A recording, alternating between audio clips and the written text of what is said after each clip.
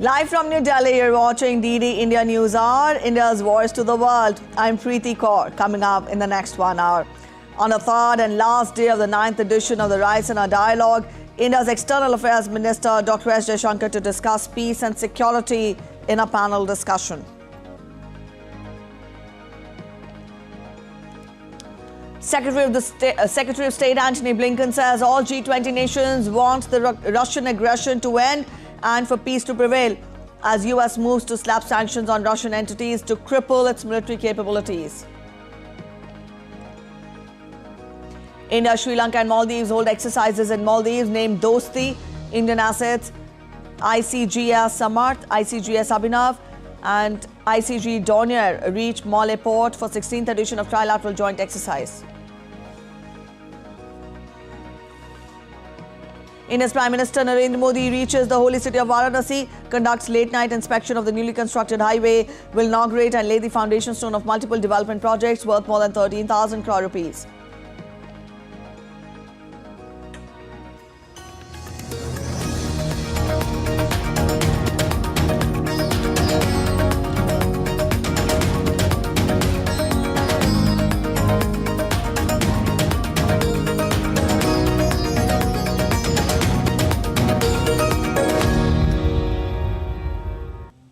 India's External Affairs Minister Dr. S. Jaishankar did not mince words when he called for UNSC reform at the Raisina Dialogue on Thursday.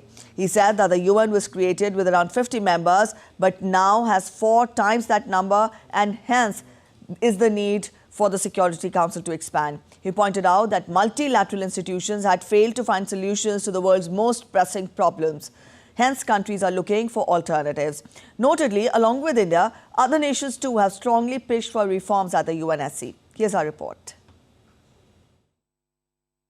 Reformed multilateralism is the key to realizing the aspirations of billions of people in the global south. India is poised to play a pivotal role in realizing this quest, especially at a time when war and trade tensions continue to create instability in different parts of the world.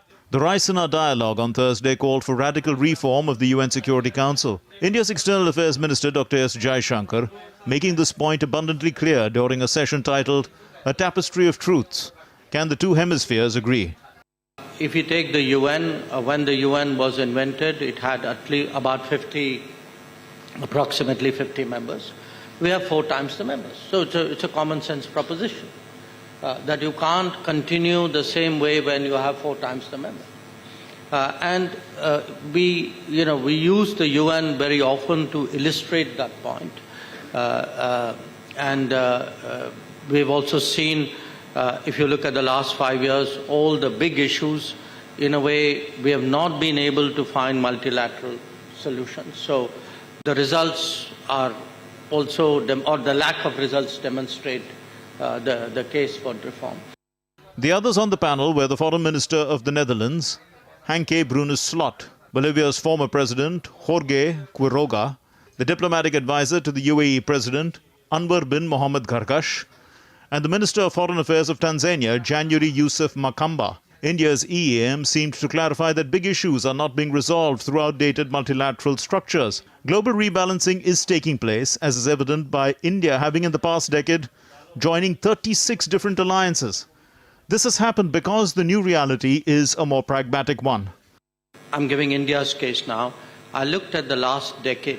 We have actually initiated or joined 36 different alliances or groups or coalitions or whatever it is in very different fields, from Big Cat and solar to disaster resilient and Quad.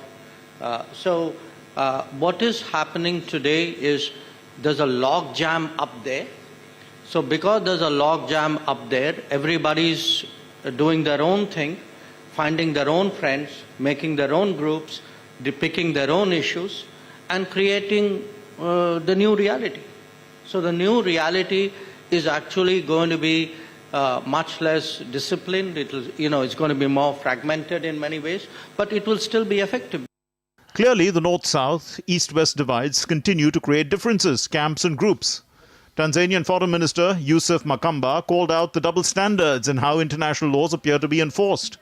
We don't think that the current system works for us. We see a lot of hypocrisy in the way we deal with international issues that concerns us. We see double standards in application of international law. There is tremendous mistrust in the global economic and political architecture. We know that, and people talk about rule-based order, but the two key words here are rules and order. Who makes the rule? And we think that the current setup from the beginning has been not working for us. India's Minister of State for External Affairs, Meenakshi Lekhi, also highlighted the lack of credibility emerging from outdated structures. When PM said that this is not an era of war, I'm very clear what he was referring to. Of course, there's an immediate connection to the recent conflicts which are happening, but there is a deeper connection as well. And the deeper connection is looking at the multilateral fora, the bodies which were meant to resolve the conflicts, which were meant to prevent the conflicts in the first place, have somewhere failed to do so. The resolution requires vastness of understanding and vastness of purpose. The Raisina Dialogue also presents an opportunity for visiting leaders to catch up with the host nation to take forward their bilateral ties. The India-Nordic-Baltic 8 meeting also took place on the sidelines of the Raisina Dialogue. They discussed clean and green technologies and digital cooperation. EAM Jaishankar met the Albanian Foreign Minister and discussed deepening economic ties. He also met the Foreign Minister of Panama, Janaina Tawani Menkomo, and they shared views on connectivity, mobility and economic cooperation. India's digital growth story is the product of astute planning and execution. The whole economic growth story that we are seeing today is a very well thought through story. The 4 pillars on which the economic momentum is built are very clearly thought through, very focused execution has happened. All the 4 pillars, there has been consistent work over the last 10 years. The work is giving us the result. External Affairs Minister Jaishankar held bilateral meetings with his counterparts from Slovakia, Ghana and Tanzania. They discussed cooperation and potential cooperation in multiple sectors. In recent years, Indo-Tanzanian ties have evolved into a modern and pragmatic relationship. There is diversified economic cooperation involving capacity building, training and concessional lines of credit and grants. EAM Jaishankar and Foreign Minister Blanar of Slovakia reviewed bilateral cooperation. Two-way trade and investments have improved in recent times and many Indian multinationals are investing in Slovakia. EAM Jaishankar also caught up with Ghana's Foreign Minister Shirley Ayokor Bochwe.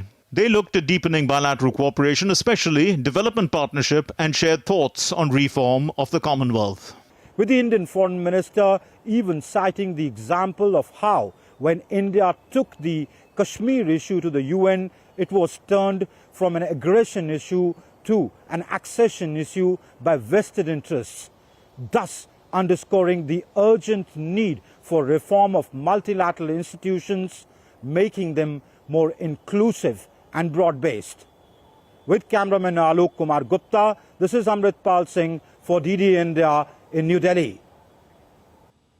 On the third and the last day of Raisina Dialogue, India's External Affairs Minister, Dr. S. Jaishankar, will discuss peace and security in a panel discussion. Also, the 9th Raisina Dialogue, which has been on since Wednesday in India's national capital, is witnessing participation from ministers, former heads of state and heads of government, military commanders, captains of industry, technology leaders, academicians, journalists, scholars on strategic affairs, and experts from leading think tanks and youth from more than 100 nations.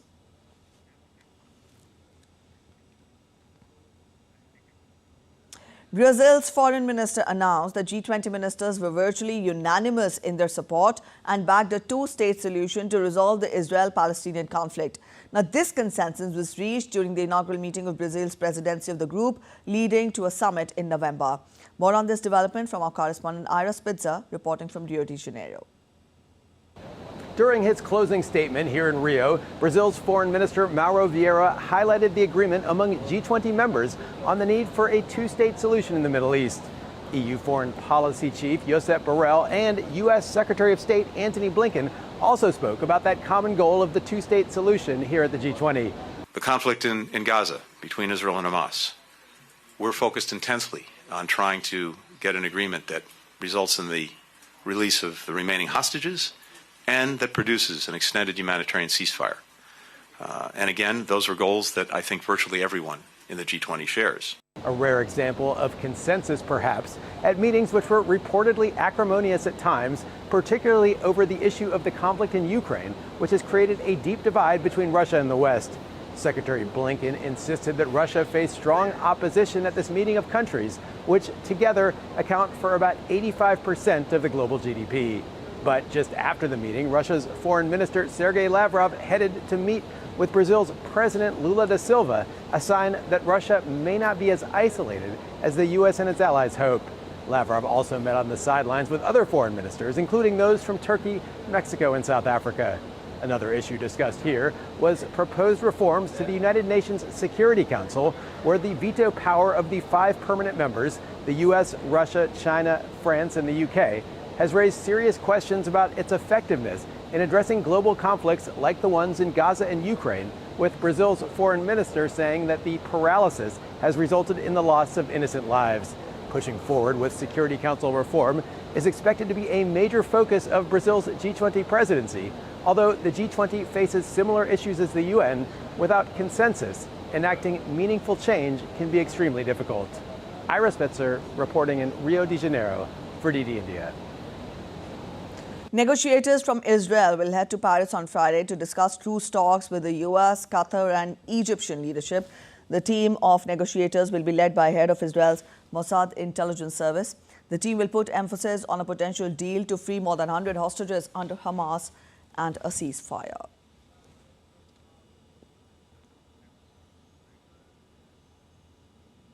Let's get to updates on Russia-Ukraine conflict now. Marking the second anniversary of Russia-Ukraine conflict, Deputy U.S. Secretary for Treasury Wally Edmayo said that the United States will impose sanctions on over 500 targets in action on Friday.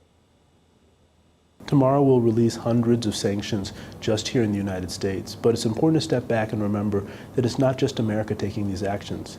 You should expect to see sanctions and actions taken by countries that are part of our coalition as well. These sanctions will be targeted at the military-industrialized complex in Russia, but also in third countries. We'll have more than 500 targets tomorrow overall that are just from the United States. Britain also announced a new package of sanctions against Russia on Thursday. It said it was seeking to diminish Russia's weapons arsenal and war chest. The package covers more than 50 individuals and entities and is part of a coordinated Western effort to restrict the Russian economy. UK Foreign Secretary David Cameron said international economic pressure will stop Russia and will put an end to the resources Russia needs to fund the conflict. Meanwhile, on the sidelines of a G20 foreign ministers meet in Brazil, U.S. Secretary of State Antony Blinken said that all of the G20 nations want the Russian aggression to end and peace to prevail. On Ukraine, there is a strong, palpable desire among virtually all of the G20 for the Russian aggression to end and for peace to prevail in a way that upholds the rights of Ukrainians to their freedom, to their future, to the territorial integrity of their country. And that was very clear in the meetings that we had over the last 2 days.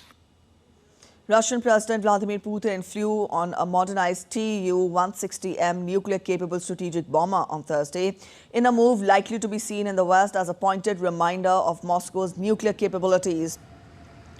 The giant swing-wing plane, codenamed as Blackjacks by military alliance NATO, is a modernized version of a Cold War-era bomber. Former Soviet Union would have deployed the plane to deliver weapons at long distances in the event of nuclear war. Russian news agencies reported that the flight with Putin aboard had lasted 30 minutes and is capable of carrying 12 cruise missiles.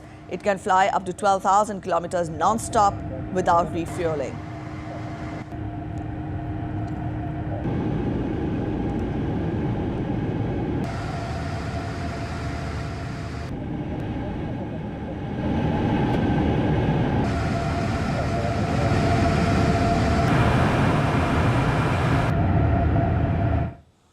Up next, a quick break on this edition of DD India News Hour. But after the break, a fire in Valencia in Spain charred 4 people to death and trapped several residents in an apartment building. Emergency services confirmed the fire was extinguished. United States tries its first moon landing in half century.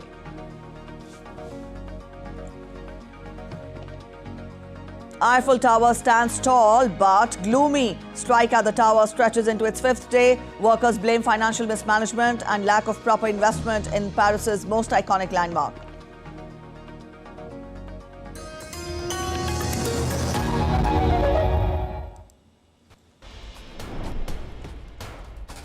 Wherever news breaks, whatever it takes. Connecting corners, cutting across continents. Stories that matter from across the globe. Accurate, authentic journalism that serves you right. From politics to glamour, from sports to world affairs, with a fusion of aesthetics and substance. Introducing news in a new avatar. Experience the world through a new lens. Stay tuned to DD India for an exciting journey beyond borders.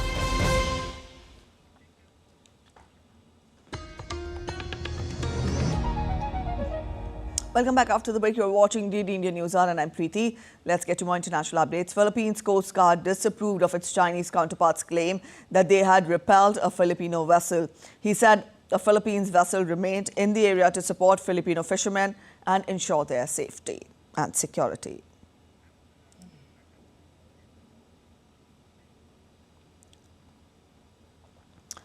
All right, DD India correspondent Patrick Fox joins us from Hong Kong. Patrick, good morning. What more details can you tell us about this, despite, and also why is it important?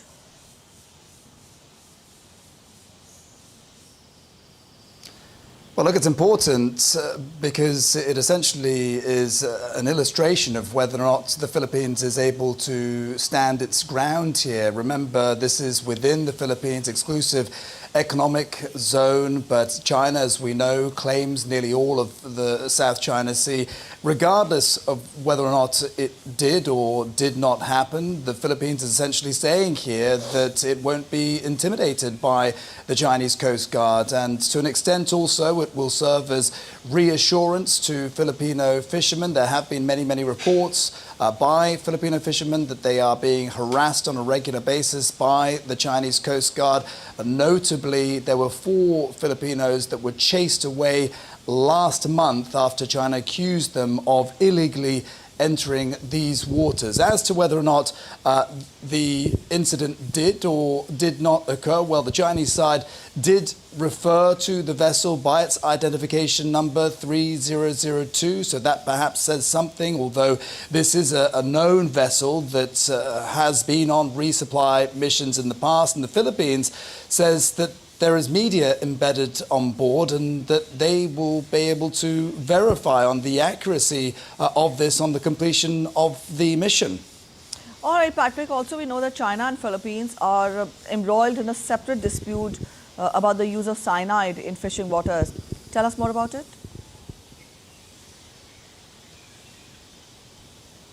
Yeah, that's right. The Philippines actually says that has accused Chinese and Vietnamese trawlers of using cyanide in these waters.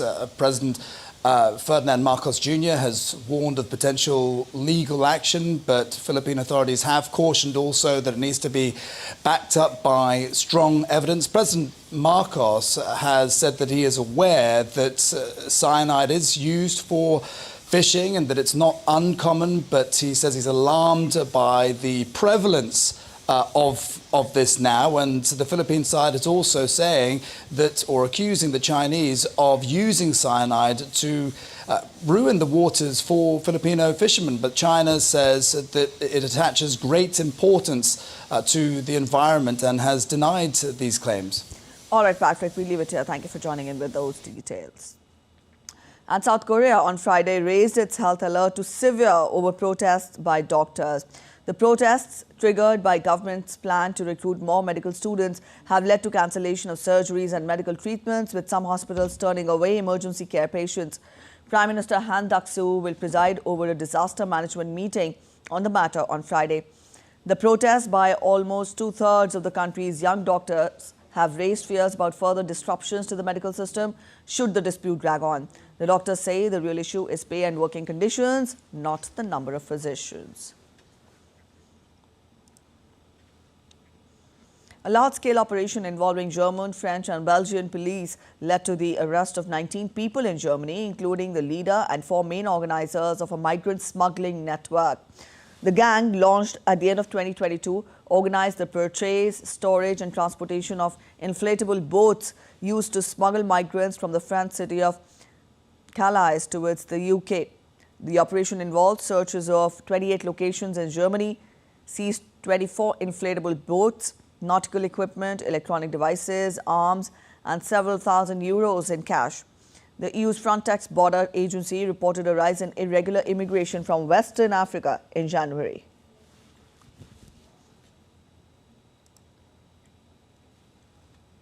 A fire in Valencia in Spain has left at least 4 people dead and trapped several residents in an apartment building starting on the 4th floor. Emergency services confirmed that the fire was extinguished with 16 firefighting units and 5 ambulances deployed. The building's facade was ablaze and small explosions were heard inside. Residents called for help from balconies and a teenage boy who was trapped on the 1st floor.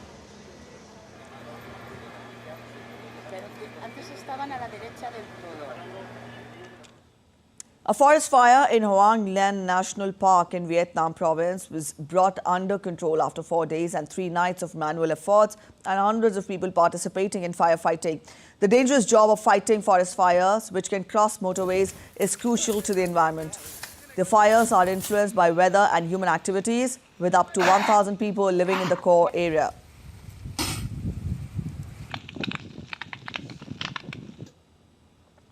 Guatemalan firefighters have successfully extinguished a wildfire on the Diagua volcano slopes in southern Guatemala. They used helicopters and buckets to drop water and climb the volcano slopes to dig fire lines. The fire is expected to take about 5 days to extinguish due to strong winds in the area.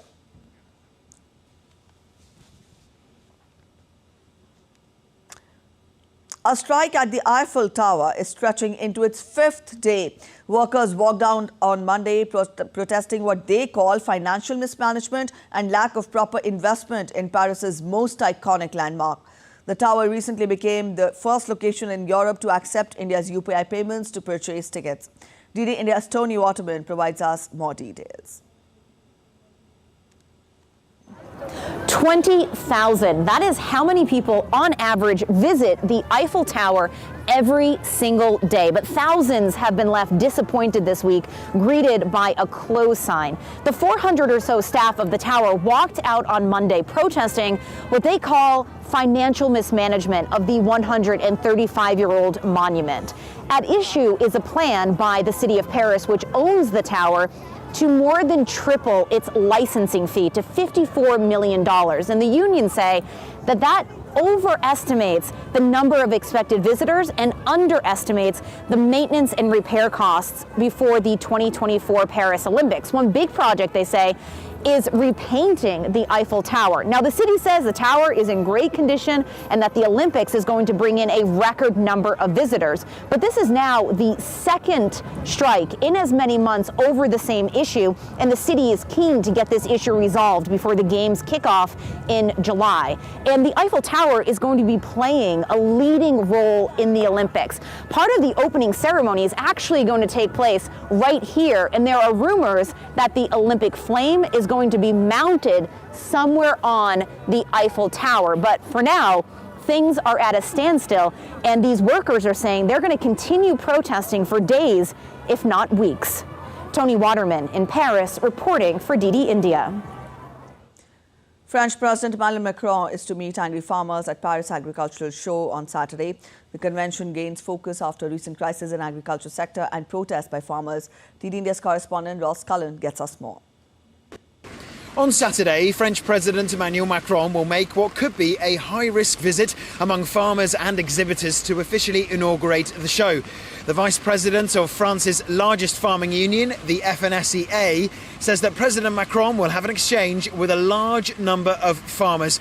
He will try to explain some of the government's positioning and responses, but also to listen to them, to hear their anger. France's farmers have been protesting almost continuously since the start of the year about low salaries, high production costs, cheap imports, red tape, the effects on their sector of climate change policies, and also price pressures from the retailers. Now, earlier in the week, the French Prime Minister Gabriel Attal said there would be new legislation brought forward to try to ease some of the angers that farmers are feeling during this crisis, which is one of the worst that France's agriculture sector has seen in recent years. Some of the proposed legislation from the Prime Minister would include changes to the so-called Egalim law, which guarantees minimum pricing. There have been claims that some large industries have been able to circumvent the law, and so the government wants to clamp down on that and ensure that there are guaranteed minimum pricing for farmers. The convention is one of the largest in the world, the French Agriculture Show, which brings together livestock and arable farmers, the fishing sector, agribusiness, agri-tech, environmental lobbyists, and also representatives from some 30 countries. In Paris, Ross Cullen reporting for DD India. A Panamanian judge has ordered the pre-trial detention of former President Ricardo Martinelli, who is hiding from authorities in the Nicaraguan embassy in Panama City after receiving asylum from the neighboring nation. Martinelli was sentenced to more than 10 years in prison on a 2023 money laundering conviction. The order for his capture on Thursday is in relation to the same case known as New Business, Panama's top court said in a statement.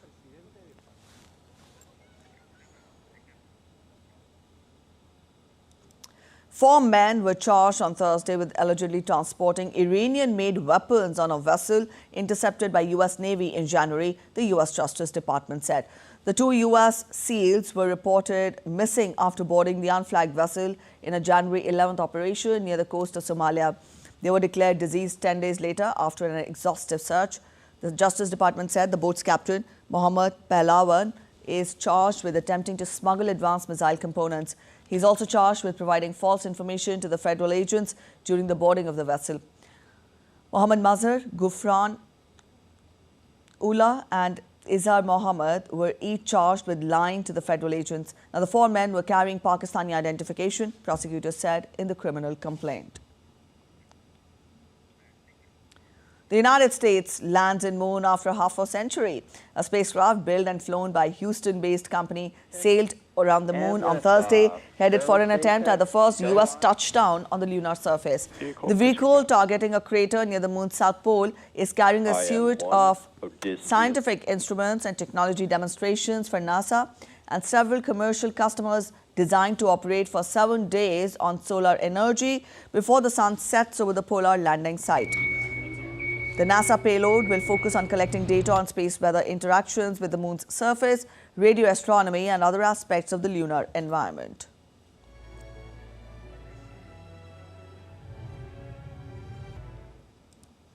At least 3 Alabama providers of in vitro fertilization have halted treatment since the state's Supreme Court's frozen embryo ruling on Friday. The Alabama Supreme Court said that frozen embryos can be considered children and that they are entitled to the same legal rights as other unborn children. The ruling has left doctors and patients wondering how to legally store, transport, and use embryos in Alabama. Health advocates say that the ruling could inspire further restrictions on women's reproductive freedom around the U.S. An IVF provider, University of Alabama at Birmingham, said that it had paused IVF for the fear that their patients and physicians could be prosecuted criminally or face punitive damages for following the standard of care for IVF treatments. The Alabama decision was issued in response to wrongful death suits brought against a fertility clinic in Alabama in 2021 after a patient broke into an IVF freezer and destroyed them. A quick look at other stories making it to the headlines from across the world now. A cargo ship collided with Lixinsha Bridge in Guangdong province in China, killing 2 people and causing the bridge to fracture. The collision resulted in sinking of 2 vehicles and 3 others falling onto the boat. Currently, 2 people have been rescued, 2 have died, 1 crew member is slightly injured and 3 others are missing.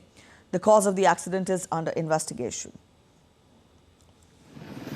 A truck in Negros Oriental, Philippines plunged from a cliff, killing 15 people and injuring 2 others, including the driver. The accident occurred when the truck's brake malfunctioned, causing the driver to lose control of the steering wheel. The driver was taken to a nearby hospital and police are filing charges of reckless imprudence, resulting in multiple homicide and physical injuries. You're watching DD India News Hour. Up next, we're heading for a short break, but after the break, selected Buddha relics will be on public display for 26 days alongside relics of his 2 chief disciples in Thailand. Indian Army Jawans come to the rescue of over 80 students and faculty staff stranded on the Jammu-Srinagar highway after a heavy snowstorm and landslide in Jammu. India's Minister of State for External Affairs, V. Muralidharan, calls for a more effective and result-oriented multilateral governance architecture at the second session of the G20 Foreign Ministers meeting in Rio de Janeiro.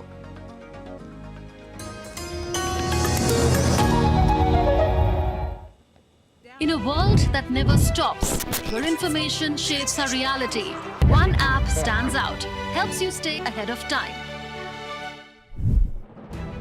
Introducing the DD India app, your gateway to a world of news right at your fingertips.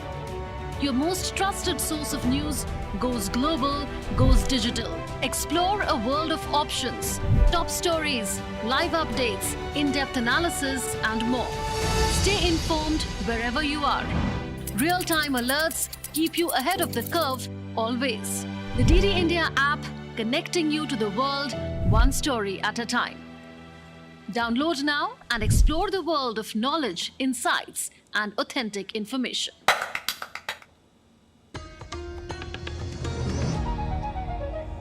Welcome back after the break. You're watching DD India News Hour. A quick relook at the top stories once again.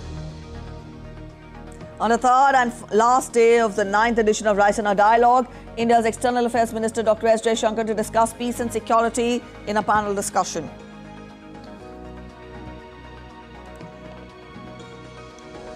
Secretary of State Antony Blinken says all G20 nations want the Russian aggression to end and peace to prevail, as US moves to slap sanctions on Russian entities to cripple its military capabilities. India, Sri Lanka and Maldives hold exercises in Maldives named Dosti. Indian assets ICGS Samarth, ICGS Abhinav and ICG Donier reach Malé port for the 16th edition of trilateral joint exercise. India's Prime Minister Narendra Modi reaches the holy city of Varanasi, conducts late-night inspection of the newly constructed highway, will inaugurate and lay the foundation stone of multiple development projects worth more than 13,000 crore rupees.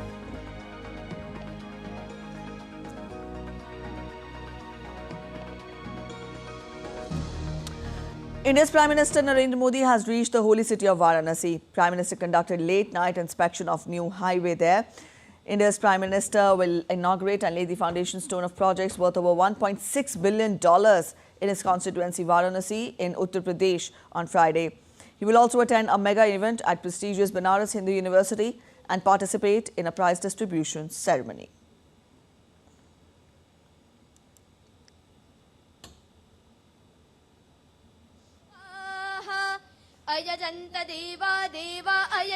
Chanting Sanskrit shlokas, these students are getting ready to receive Prime Minister Modi.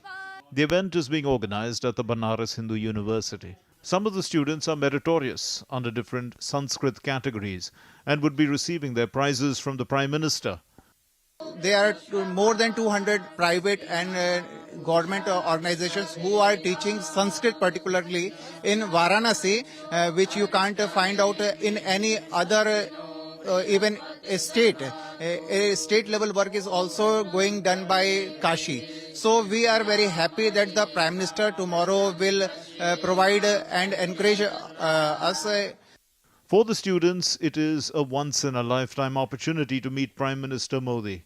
For them, the Prime Minister has been a global champion of Sanskrit. Winning here at Kashi, it's very blessed being taken birth at Kashi. I hope I had done something for Kashi by participating in that, and I think this is not the full stop of my journey, because success don't have any full stops. So I will continue this legacy more and more, and if God blesses me, then I will take this Sanskrit and Sanskriti of our country to the international levels. Varanasi is seen as the center of Sanskrit learning, with more than 500 schools and colleges teaching the rich heritage language. At the behest of Prime Minister Modi, an inter-school and college competition was held in Sanskrit under different categories. Vishal Barristo's report for DD India. Varanasi, Indian Prime Minister Narendra Modi would present a bouquet of gifts to the people of his parliamentary constituency. Prime Minister represents the people of ancient Indian city of Varanasi in Parliament. DD India correspondent Vishal Barristo caught up with the Commissioner of Varanasi to find out more. The stage is all set for the Prime Minister's Varanasi visit, and I have with me the Commissioner of Varanasi. Let's talk to him and find out about this visit. What kind of preparations have been made? Because every time he comes with a bouquet of gifts. Honorable Prime Minister is coming to Varanasi for his 2 days visit, and on the second day he will be having the programs at 3 different sites. Here in BHU we are standing at Swatantra Sabhagar, where the first program will be conducted. And in this program, it's basically hosted by Honorable Prime Minister himself as a member parliament from Varanasi constituency. It's his program in which the prize distribution will be done for 3 different competitions which were hosted by him. One is a Kashi Gyan Pratiyogita, which was a quiz competition. Second was a photography competition. Third is very unique Sanskrit language competition that he held in Varanasi. And now he'll be coming here to distribute the prizes to the winners and to see the photography exhibition that has been set by the participants. Similarly, on other 2 sites also, he'll be conducting the programs. One is for Guru Ravidas ji, for which we will be holding the birth anniversary on 24th of the February. Just a day before that, he'll pay his tributes to Honorable Ravidas ji, and he will also inaugurate a grand statue that has been made just near to the Janmsthal birthplace of Guru Ravidas ji. Similarly, a 100 crore project he will inaugurate and lay the foundation in nearby vicinity, which will benefit directly the devotees of Guru Ravidas ji. Similarly, for the third project, he will go to the Amul project site, and he will be inaugurating and will be laying the foundation projects of 35 projects which amount to around 13,000 crore rupees. When we talk about this dairy project, he himself laid the foundation stone. Now it is a reality. So in what way will it be a game changer for the eastern part of UP? It was just a matter of 2 years when he laid the foundation, and very surprisingly, with a very great speed, the Amul dairy plant has been constructed in a very record time of 2 years. And the farmers have started getting benefits. Last month, the trial run was started, and around 40,000 farmers have started their supply to this milk plant. When it will be inaugurated tomorrow, it will be taken to its full capacity of around 8 lakh litres per day of the processing, and with which around 1 lakh farmers of eastern UP will be directly benefited and directly associated to provide their milk to this plant. You heard the Commissioner, all preparations have been put in place, and definitely it's going to be a bouquet of gifts by the Prime Minister, who's also the Member of Parliament from the city. With cameraman SP Dubey in Varanasi, this is Vishal Barristo for DD India. On his arrival to Varanasi after a long and packed day in Gujarat, Prime Minister went to inspect the Shivpur Pulvaria Lahartara Marg. Now, it was inaugurated recently, and it is of great help to around 5 lakh people living around the southern part. Built at a cost of Rs 360 crore, it is helping reduce traffic congestion. It is reducing distance of travel from BHU towards airport from 75 minutes to just 45 minutes. Now, this project saw inter-ministerial coordination, including railways and defence, to enhance ease of living for citizens of Varanasi. During the 16th edition of the India, Maldives, Sri Lanka trilateral exercise Dosti with Bangladesh as the observer nation, Sri Lanka also sent SLNS Samudra to participate in the biennial bilateral drill, which would continue till Sunday. The Dosti drill started in 1991 as a bilateral exercise by the Coast Guard of India and Maldives. Sri Lanka joined it in 2012. Apart from the 3 participating nations, the exercise off the coast of Maldives this week will also have Bangladesh as the observer nation.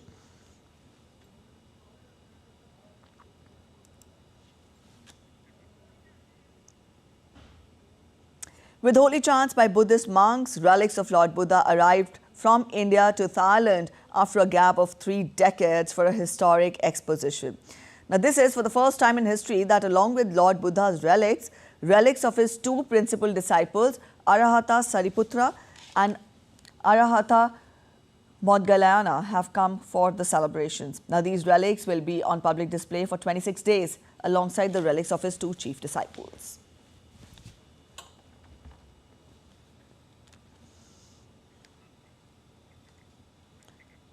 A selection of Buddha relics, including 4 from the collection at the National Museum in Delhi, embarked on a journey to Thailand starting Thursday. These relics will be on display for 26 days alongside relics of his 2 chief disciples.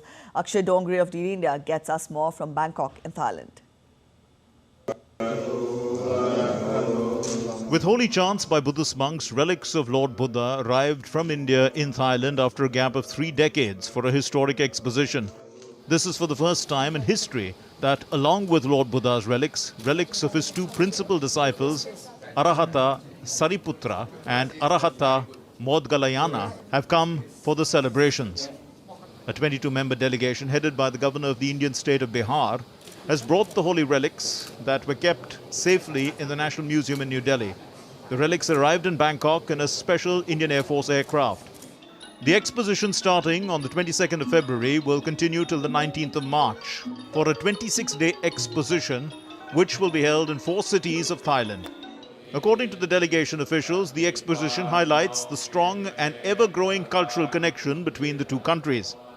Bharat सरकार ने महामहिम की वर्षगांठ के अति महत्वपूर्ण अवसर और हमारे दोनों देशों के बीच निकटता एवं भ्रातृत्व के संबंधों को दृष्टिगत रखते हुए थाईलैंड में इन पवित्र अवशेषों को भेजने का निर्णय लिया है। पवित्र अवशेषों के यहाँ पहुँचने से हम दोनों देशों के बीच मित्रता और प्रेम का यह बंधन और सुदृढ़ होगा।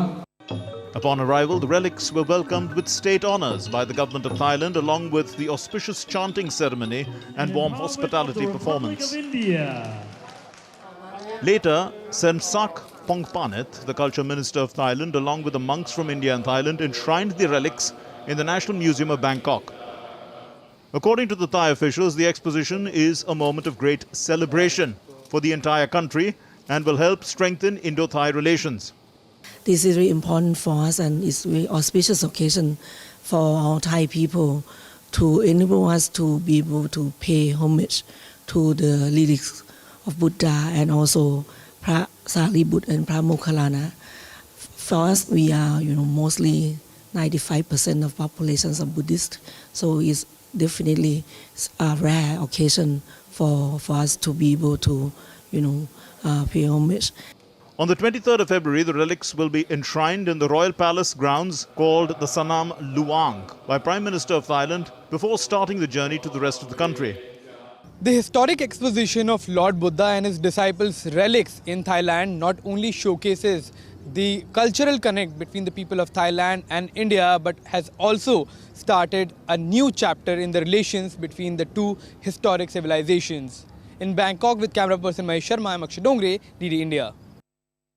DD India's correspondent Akshay Dongre joins us from Bangkok in Thailand. Akshay, good morning. Now, we've just seen the detailed report of yours wherein you've told us more about the display. Let us understand more from you. How far will it help further strengthen the relationship between the 2 countries? Because we've seen the Prime Minister has always focused on soft power and also people-to-people ties between India and any other nation. How far will it further strengthen and bring closer Thailand to India?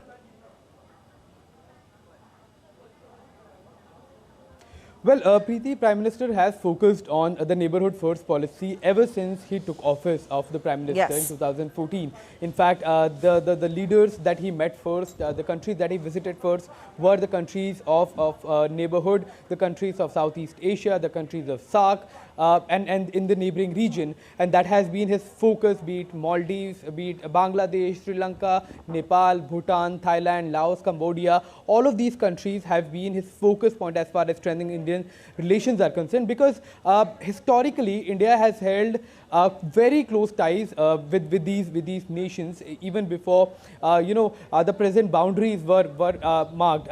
When we talk about thousands of years back, when Lord Buddha was preaching Buddhism. He went to several nations that include India's neighboring countries, where now Buddhism is in fact a dominant religion, not just religion but a cultural force as well. And in fact, right now we are in the temple of reclining Buddha. There are several tourists here from all over the country, from all over the world. In fact, several Indians have also come here. Thousands of Indians, in fact, thousands of Indians come here every day as far as visiting these beautiful temples are concerned, these monuments that showcase the cultural connect between Thailand and India. These are stupas that have been built in a confluence of Indian and Thai culture. On one hand, the architecture is Thai. The stupas have been a concept that started in India as far as Buddhism is concerned, and as you can see, they have become, in fact, beautiful as a result of the confluence of these two cultures. And that exactly is the reason why this exposition becomes extremely important, because as far as this exposition is concerned, that is going to go on for 26 days, starting from yesterday, 22nd of February. It will continue till 19th of March. The delegation is being headed by the Governor of Bihar, along with the Union Minister for Social Justice and Empowerment, along with Buddhist monks and other officials of the Ministry of Culture that have come here, along with the holy relics of Lord Buddha and his two principal disciples. So this is for the first time this has happened. Usually the exposition of Lord Buddha's relics were done. The exposition has been done in a period of about 10 years. However, this time, after Mongolian exposition, it has been around 4 years only that the exposition is taking place, and that exactly shows that how important India considers other neighboring countries as far as the sentiments are concerned, as far as the culture is concerned, and that exactly is the reason the exposition becomes even more important. Right now we are in this temple where the Governor of Bihar also gifted a set of books in Sanskrit to the holy abbot, deputy abbot of this particular temple of reclining Buddha that is known around the world as far as his architecture is concerned. So that is going to be the program, and today the holy relics that were enshrined yesterday in Bangkok in the National Museum, they will be enshrined in the Royal Palace grounds by the Prime Minister of Thailand himself. So that is going to be a spectacular sight. Hundreds of people from Indian diaspora also will be joining, and in this period of 26 days, Preeti, the exposition will take place in 4 key cities of Thailand, which will be not just visited by the people of Thailand or people of India, but from people across the world. Back to you. All right. So the exposition will be held in 4 different cities. Akshay, also you mentioned about how a number of tourists are attending the exposition. Let us understand and hear more from you on how has been the response, though the exposition started just yesterday, but it will stretch on for the next 26 days. Let us get more from you as to what are the people saying about it, what is the excitement level, the enthusiasm of the people there.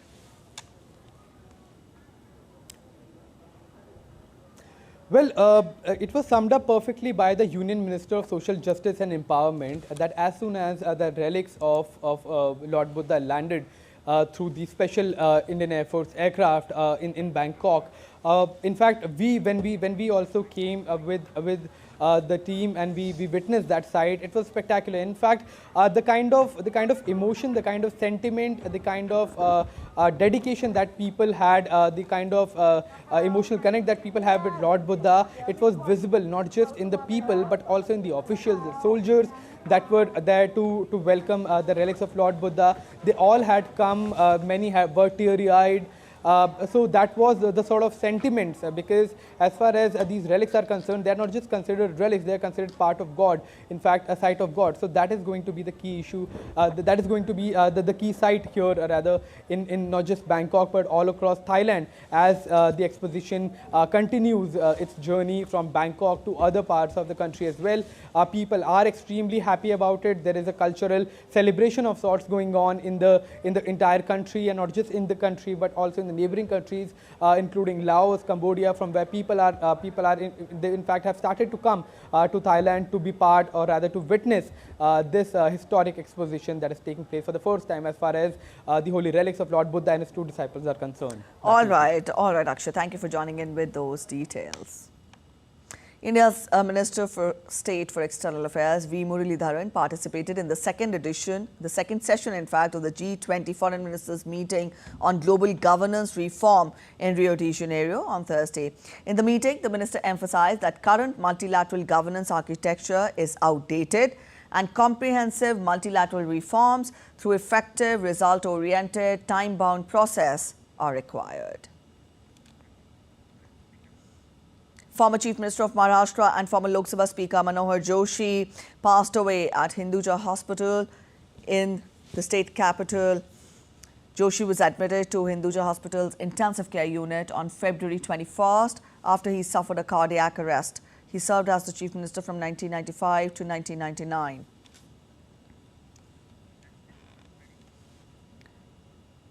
More stories making it to the headlines from across India.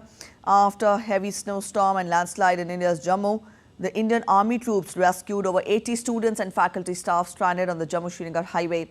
The heavy snowfall and landslides led to numerous commuters getting stranded along the perilous Jammu-Srinagar highway. India's Cabinet Committee on Security cleared deals worth around $156,904 to acquire the new high-power radars and close-in weapon systems from Indian manufacturer Larsen & Toubro to enhance the capability of the Indian Air Force. India's Dwarka Gomti Ghat dazzles with lights and sound show ahead of Indian Prime Minister Narendra Modi's inauguration of Okha Bet Dwarka Signature Bridge in Dwarka, Gujarat, scheduled on February 25th.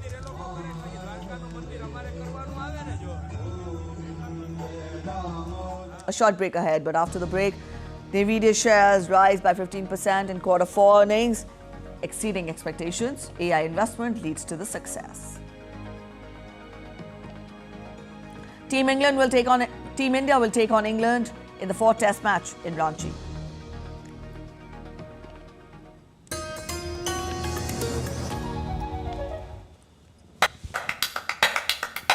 Why is there so much buzz around Sora? Is it the future of video creation? If yes, is the world ready for it?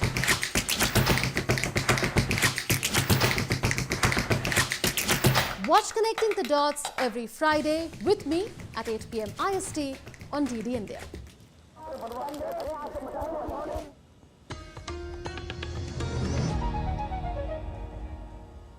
Welcome back after the break. You're watching DD India News Hour. Let's get you updates from the world of business now. Chip maker Nvidia shares soared by 15% on Thursday following impressive Q4 earnings, surpassing analysts' predictions. The tech company's success is credited to substantial investment in artificial intelligence. DD India's Sally Patterson reports for more from New York.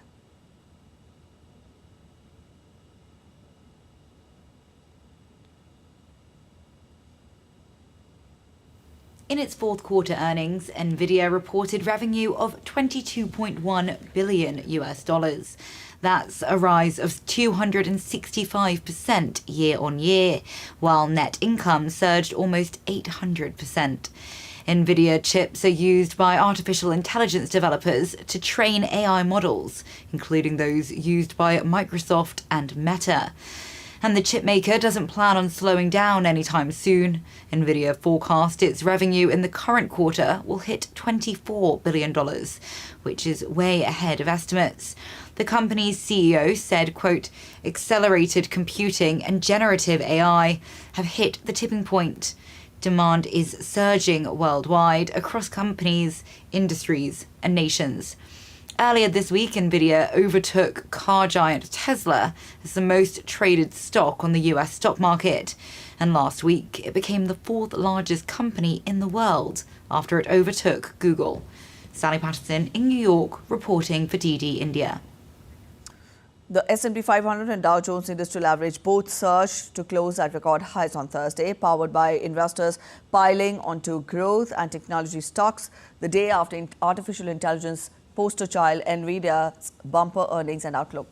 Though some analysts had cautioned that disappointing results could spark a steep sell-off among the technology stocks, the S&P 500 ended at a record high, as did the Dow Jones Industrial, which closed above 39,000 for the first time. The Dow Jones Industrial Average rose 1.18% with 456 points to 39,069. The S&P 500 gained 105.23 points to close at 5,087, and the Nasdaq Composite was up 2.96%, adding 460.75 points to end the day at 16,041. Nasdaq surpassed in November 19, 2021 historic closing of 16,057 during the trading session, but fell short of achieving a fresh closing record. The Asian markets also extended gains in early trade on Friday, fueled by global rally in equities that's seen share markets from the US to Europe and Japan hit all-time highs. South Korean shares opened higher, while a gauge of US-listed Chinese stocks climbed over 1%. Japan markets are closed on account of public holiday. All right, on to sports now. In cricket, England have made 2 changes in their playing 11 for the 4th test against India starting on Friday in Ranchi. The Tourists have dropped leg spinner Rehan Ahmed and brought back off-spinner Shoaib Bashir, while express pacer Mark Wood makes way for Ollie Robinson, who will play his first test match in the series. Ben Stokes and Brendan McCullum have backed out of form wicketkeeper Johnny Bairstow. England trailed the 5-match series 2-1. All right, that's it in this edition of DD India News Hour. But let us know your thoughts on the news of the day. You can connect with us on Facebook, X and also Instagram. We'll be back with more news as it breaks here on DD India. I'm Preeti Gaur signing off, and from all of us here in Delhi, thanks for watching DD India News Hour.